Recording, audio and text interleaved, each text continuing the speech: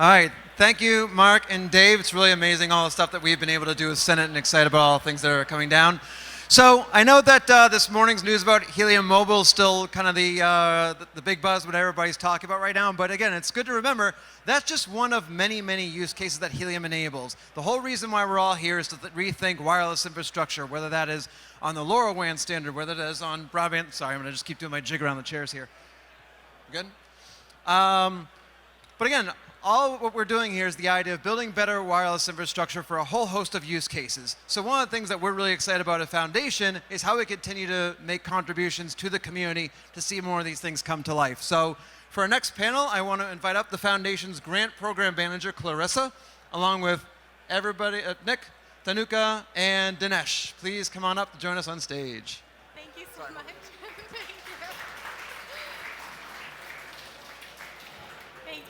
Thank you, Scott. Yeah, as Scott mentioned, I'm Clarissa. I run the grants program at the Helium Foundation. How many of you are aware that we had a grants program for helium? Amazing, amazing. Well, yeah, I have the very lucky opportunity to work with all three of our panelists on stage, and I thought I would just give them a few minutes each to share what they're working on, who they are, and then we'll jump into more panel discussions after that. So, Tanuka, do you want to start us off? Yeah, sure thing.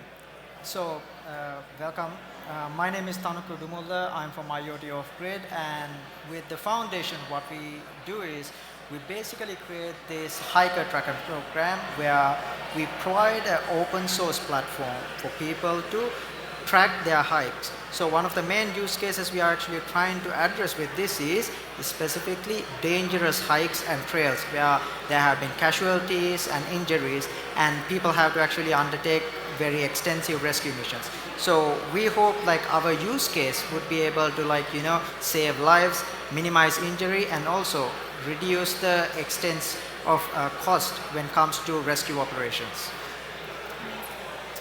My name's Nick Huff with Lake Street Software. We're the creators of Helium Vision, which some of you may know us from, and now we're currently working on Uplink Engine, which is our product related to grant work.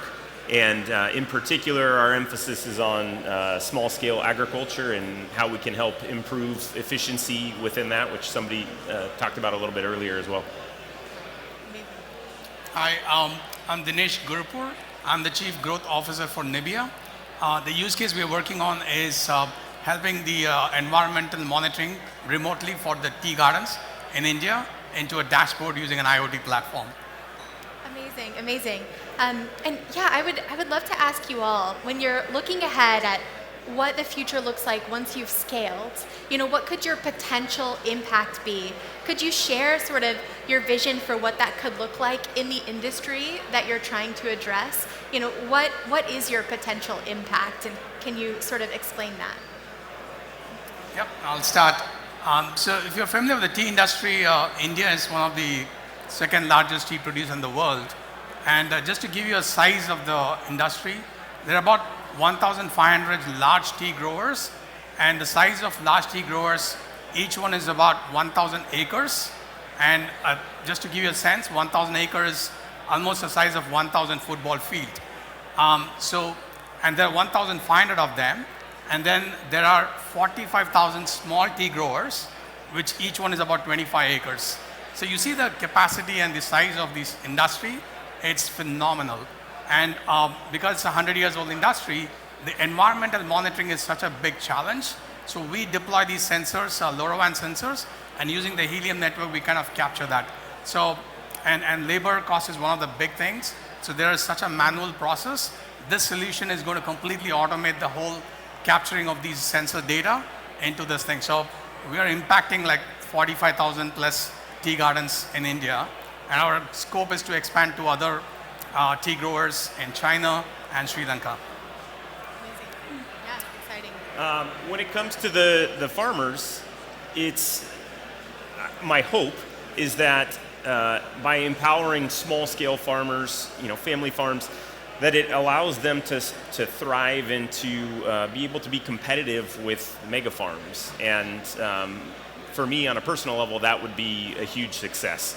I feel like the trend is the aggregation of farming, and I don't know that that's good for us as consumers. You know, it creates a lot of problems. So I would hope that the technology that we're bringing them would help them to be more competitive. Yeah. When it comes to our case, like, you know, we initially started with this specific use case, like, you know, dangerous hiking in these specific, like, you know, remote places where we can use LoRaWAN coverage to track these hikers and make sure they are safety. However, as far as, like, you know, getting into the project, what we realized was an open source platform can actually have huge implication when it comes to asset tracking. So at the moment, like, you know, it's hard to find like easy to access, user friendly asset tracking platform that is free to use. So what we envision is, like, into the future, platforms such as ours would be something individual people who are not that tech savvy can be used to get into asset tracking without a huge burden or huge, like, you know, barrier with subscription fees or anything like that. So we envision, like, you know, the eventual evolvement would be towards that. Yeah, amazing. And Nick, you touched on why the work that you're doing is sort of personally exciting to you. Do you want to expand on that? And then maybe I'll sort of ask our other panelists why this work is personally exciting to you. Well, we all got to eat, right? and so it's very similar to how we, especially the folks here, see the value of crypto bringing a decentralized aspect to money and other things that crypto provides. It kind of feels like that with small scale farming. It's like more decentralized is probably a good thing for us. But the quality of our food, the source of our food, how close it is to the person who's actually eating it, all of those things matter, and I think the more that it gets rolled up into mega farms, the farther that stuff gets. You know, we're getting food that's trucked across the world, when in reality, if we had small scale farms, it could be getting trucked across town. And I just think that it's so relevant to all of us, not only in terms of the farms, but in terms of our health, the quality of the food that we can get access to. So it impacts everybody that's here. Yeah, amazing. And you're actually sort of experimenting with the farmers and saying, like, what do you want? What can I build for you, right? And it's like a discussion, an unfolding discussion. Absolutely. Yeah. It's been a wild experience. You know, a lot of the folks here, these guys, they all have kind of a vision in mind for how they're going to go solve a particular problem. And we knew we wanted to work with small-scale farms, but we didn't have a particular problem in mind. We just said we're going to get out there and talk to farmers. And it's been really wild to see the types of problems that they end up bringing to the table. The conversations around helium and LoRaWAN, and this technology is very compelling in that environment. Battery-powered, long-range. The data is very inexpensive. That's great. Gets us in the door and we can sit down and talk about real world problems. The things that they bring up are not necessarily what you would expect. When we talk about agriculture, people think soil moisture, right? That's a really common one. That's not what they're bringing up, right? That those solutions they're kind of aware of, but when they learn about what's possible with the different variety of sensors that are available, they start having other ideas of things that can be solved. In particular, one of the things that we've actively tackling is river pump monitoring. And that doesn't sound directly related to agriculture, but it's like the heartbeat of the farm, because that's how you get the water from the river up onto the field. And these are super old pumps. They came out of they're bilge pumps for battleships. And that's what they're using to get the water up onto the fields. And so being able to add sensing to that gives them a bit of a heartbeat for how the pumps are performing. So very, very important to the operation, mission critical, and yet not necessarily something that we might think of when we said, hey, we're doing IoT for ag. Yeah, interesting. Yeah, Dinesh, I'm sort of curious to hear what you think about that. Like, you're also building technology for farmers, sometimes small farmers. Is there sort of a conversation that unfolds where the possibilities become wider and wider? Like, how does that look? Yes, I think the tea industry is a heavy labor-intensive industry. And just to give you a small example, one of the tea industry, the tea garden we're talking to.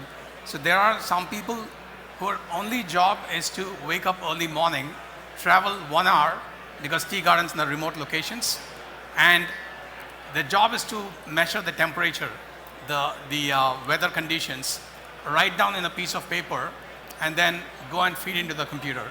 Now imagine day in and day out, he's been doing it for like 20 plus years, and when we actually spoke to him and showed him how this can be automated using a sensor, where he can check all this data in his mobile phone, and using an API, it can be logged directly to the head office. So he was literally in tears when he got to know this. I think the impact we're doing for this one small example, and there are many such examples in terms of like the rainfall, the rain gauge measurements. So there are multiple people are involved in that, the manual process. This is impacting them. So it's personally, I think it's quite fulfilling, and we are making a big impact in the industry. Yeah, amazing, amazing. I'm wondering if Tanuka, you can tell us a little bit about what testing looks like. I know I've seen pictures of you guys out on the trails doing the hiking and seeing how things are working. Yeah, can you share a bit about that? Yeah, so when we were initially looking into testing how's the coverage in this area was, so initially the way we started was we were talking with New York, New Jersey Trail Conference, and this particular hike, it's called Breakneck Ridge Hike, and some of you from the area might already know it, and it's a very high difficulty hike. Yeah. So there has been like at least 1 or 2 casualties annually there, and the town next to it, Cold Springs, they always have to foot the bill when there is like a rescue operation or something like that. So the trail conference was like, can you guys build something to mitigate this? So the first thing we had to do was, in order to see whether there's helium coverage there. So myself, together with some of our crew, we went on to that. Now we knew this was a high difficulty hike. We knew there might be difficulty, but oh boy, we did not expect, I'm talking about 85-degree inclination up on the rock face that we have to literally hoist ourselves up. So by the time, first time we went, we didn't wear hiking shoes. We were how bad it can be, yeah, we can do this.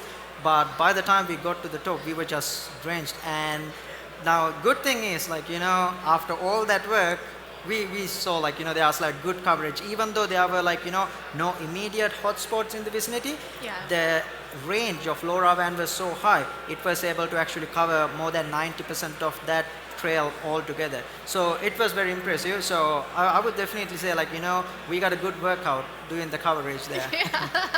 And you'll have many more, I'm sure. Yes, of course, Testing. definitely. Yeah, amazing. Actually, speaking of coverage, I would love if you can each share why LoRaWAN and Helium was a great fit for your use case and your application. What specifically did it allow you to do with the technology? Now, specifically in our case, we are working in a state reservation. So it's a state owned place. You can't deploy towers or things like that.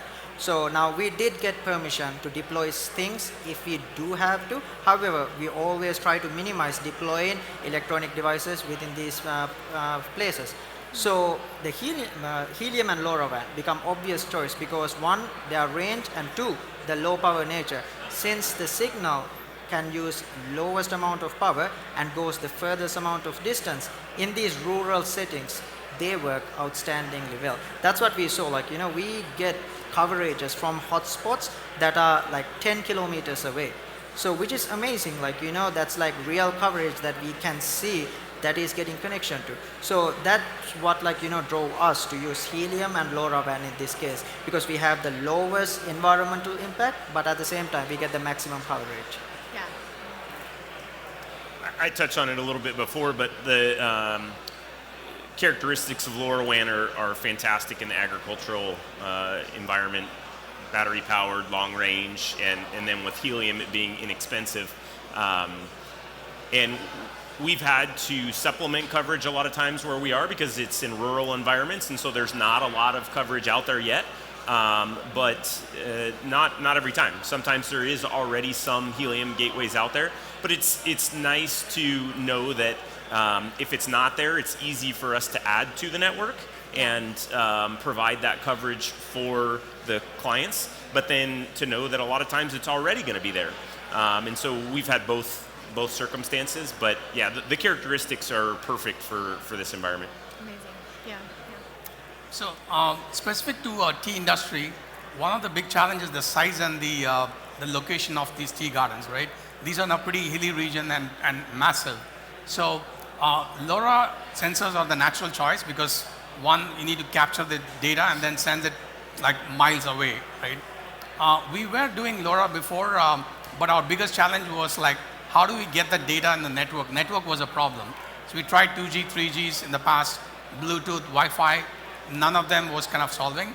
I mean, thankfully, Helium actually solved one of the most critical problems, which is kind of bridging the gap between the sensor data and our IoT platform. So that network was a natural choice. And for a small startup like us, we are able to scale globally. And sitting in our just desktop, we can just monitor every tea garden in every location. I think so. LoRa and Helium like really was like a perfect fit for us.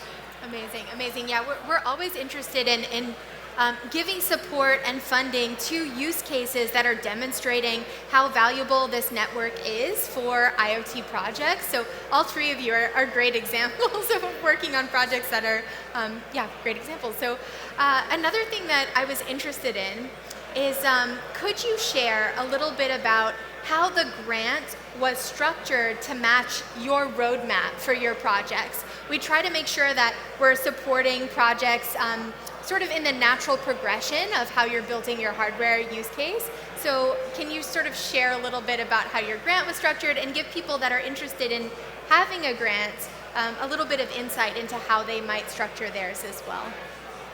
Does that make sense? Yeah. I'll go. So in our case, mainly so since the grant application itself encourages you to have 3 milestones. So when you are structuring your grant, it's important to recognize what are the major milestones each of your projects has. So for example, in our case, we are working towards building open source free platform. So in this case, one of the first things is the development, then testing and deployment, and the third thing is basically open source and then continuous monitoring of the system, because whenever you deploy a tracking system, one of the major things is after deployment you need to monitor, you need to see how well the system works for a certain amount of time. So in our case, we broke it to those exact things. First stage, basically the development of the platform. Second stage, testing and public launch. And third milestone, which was basically open source, curating knowledge base and open source courseware for people to easily onboard this, and also continuous monitoring, so we can actually see everything is running smoothly before we say okay, everything is good.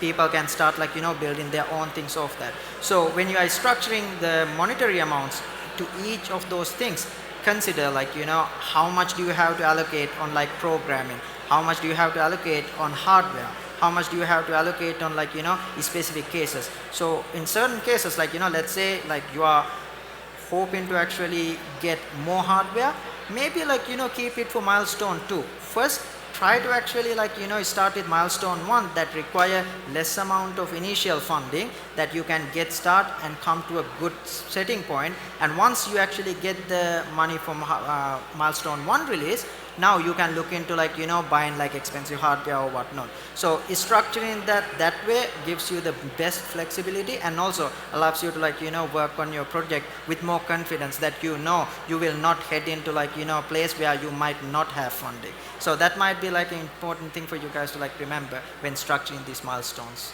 Yeah, I love it. Couldn't have said it better myself. That's great. Yeah, do you have anything to share about how the grant was structured for you? Yeah, ours was also structured in 3 milestones.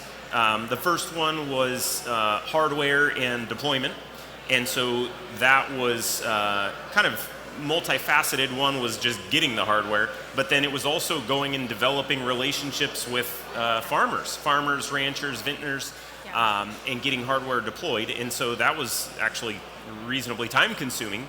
And then a little bit different than some of the other grants, our platform is proprietary, so our second milestone was onboarding these partners, these pilot partners, onto that, and then the third milestone is documenting it, right? We're trying to teach the community how we were able to find these different potential use cases, and that's kind of still ongoing.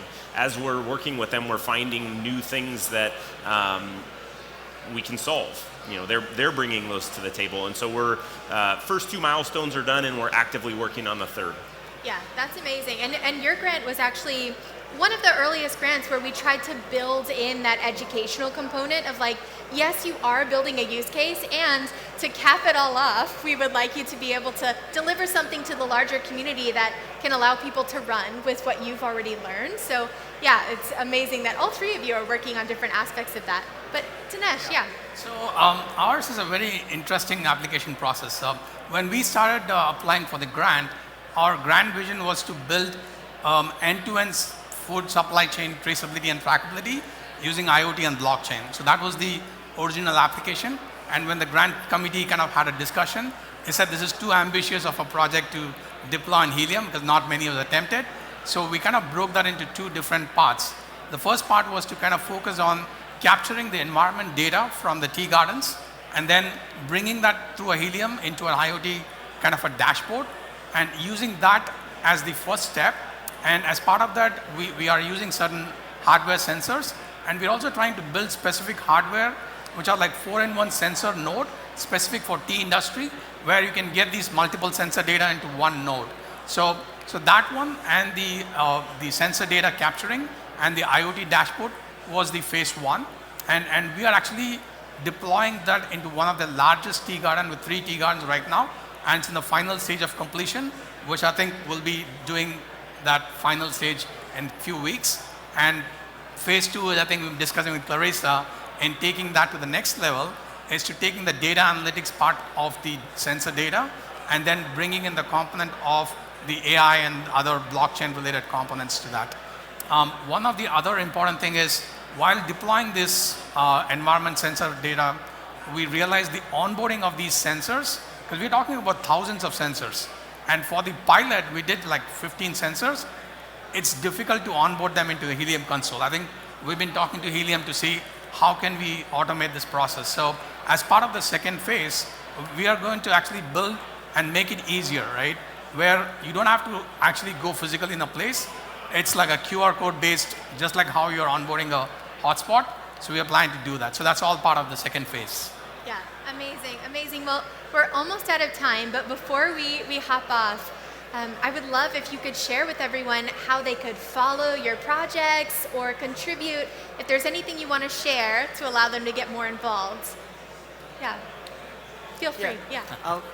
So you guys can actually read about our project if you go to github/IoT-off-grid/breakneck ridge initiative, and we actually post continuous updates on that, what milestone we are in, what targets we have achieved, and also there will be links to our GitHub repository. So we have two things. So for example, if you guys want to deploy your own private asset tracking network, we have source available on GitHub right now that you can actually download and make your own instance using your own Helium console with Asu IoT or Heroku or whatever other server platform you want to use. So that's actually available right now. You guys can use that. You guys can modify it, whatever. If you want to make enterprise solutions, you guys can do it. So that open source code is already available.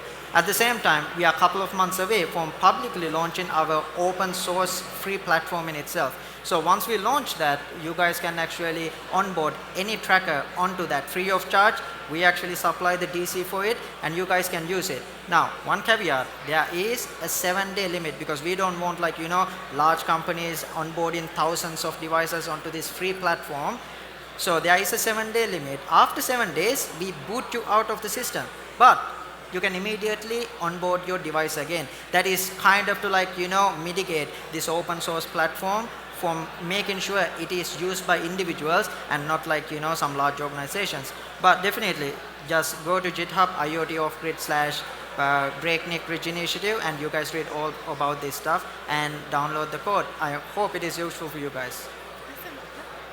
I'm terrible about social media, but lakestreet.xyz is our company website. Uplinkengine.com is the project. once we get the third milestone done, there will be an entire blog, or maybe even more complicated. We'll see, but that'll be the best way to kind of learn what we did with our grant and to figure out how you might do the same. Yeah, amazing. Yeah, I think Helium Uplink episode is a place, and then all of the grant application, there's a Helium Foundation website, and nibia.com is our website where you can check. And so I have my colleague Sushil here, and we can actually show you the live tea garden environment monitoring solution in our laptop right now. And less social media, just follow us, and we can learn a lot about us. Awesome. Thank you so much. Thank you so much. All right.